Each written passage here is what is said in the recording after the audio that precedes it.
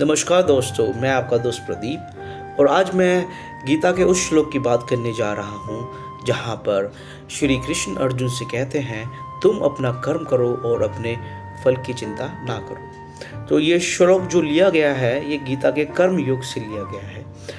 जब अर्जुन संकोच कर रहे थे युद्ध करने के लिए, तब श्री कृष्ण उनसे कहते हैं, हे अर्जुन, तुम युद्ध करने से भयभीत ना हो। अर्जुन कहते हैं कि ये मेरे सगे संबंधी सामने खड़े हैं, मैं इनसे कैसे युद्ध कर सकता हूँ, मैं कैसे इनकी हत्या कर सकता हूँ। तब श्री कृष्ण अर्जुन से कहते हैं, युद्ध का परिणाम जो भी हो, चाहे तुम जीतो या हारो, लेकिन भय अथवा अन्य किसी कारण से तुम युद्ध करने से मना नहीं कर सकते।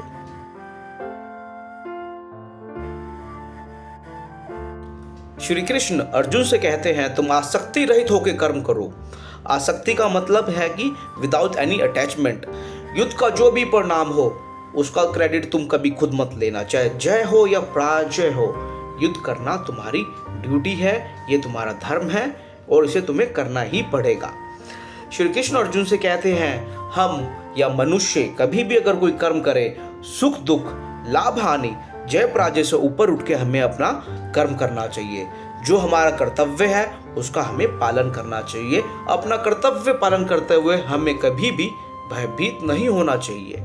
या फिर अगर हमने अपने कर्तव्य का पालन करा, अपने कर्म करे और हमें बहुत ज़्यादा धन की प्राप्ति हुई या बहुत हानि हुई, तो ना तो हमें बहुत उत्साहित होना है, ना हमें हताश होना है, क्योंकि हमने वही करा जो हमारा कर्म था और कर्म पे हमारा अधिकार है, उसके फल पे अधिकार हमारा है ही नहीं। श्री कृष्ण अर्जुन से कहते हैं, हे अर्जुन, तू निष्काम भाव से अपने कर्म कर, आसक्ति रहित होकर अपने कर्म कर।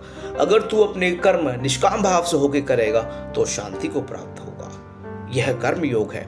अपने मन में दृढ़ निश्चय कर कि जो तेरा कर्तव्य है तू उसका पालन करेगा और अपने धर्म का पालन करेगा।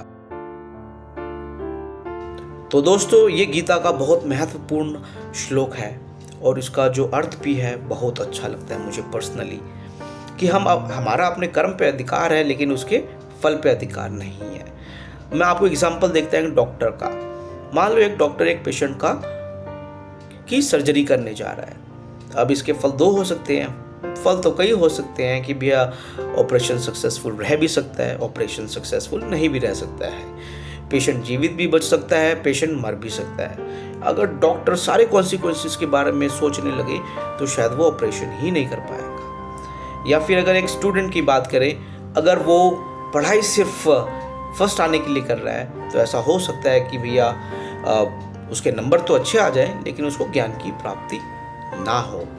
एक और एग्जाम्पल देते हैं। बहुत बार हमारे साथ क्या होता है कि भी हम लाइफ में कुछ करना चाहते हैं लेकिन हम हमेशा परम्यूटेशन कॉम्बिनेशन लगा के ये देखते कि भैया हमें क्या मिलेगा क्या नहीं मिलेगा।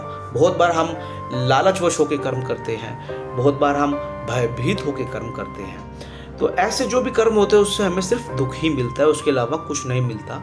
टेम्परेरी शांति मिल सकती है। अगर आप शांति को प्राप्त करना चाहते हैं, अगर आप खुश रहना चाहते हैं तो अपने कर्तव्य का पालन कीजिए, अपने कर्म का पालन कीजिए। और जो श्रीमद् भगवद गीता का ये श्लोक है ये आज के जीवन में पूर्ण रूप से सार्थक है। बहुत सारे व्यक्तियों में आपने देखा होगा बहुत अहंकार आ जाता है या फिर वो बहुत हताश हो जाते हैं। अगर कोई कर्म करता है और उसको सफलता मिलती है, वो सोचता है कि भैया ये मैंने करा, मेरे अंदर क्वालिटी है, मैं बहुत बड़ा हूँ, मैं श्रेष्ठ हूँ, जिससे अहंकार की उत्पत्ति होती है। बहुत बार क्या होता है, बहुत से मनुष्य कोई कर्म करते हैं, व्यापार करते हैं, नौकरी करते हैं और उसके अंदर उन्हें हानि हो जाती है। वो सोचते हैं भैया कि मैं कुछ करने लायक ही नहीं हूँ, अब मेरे को कुछ आता ही नहीं है।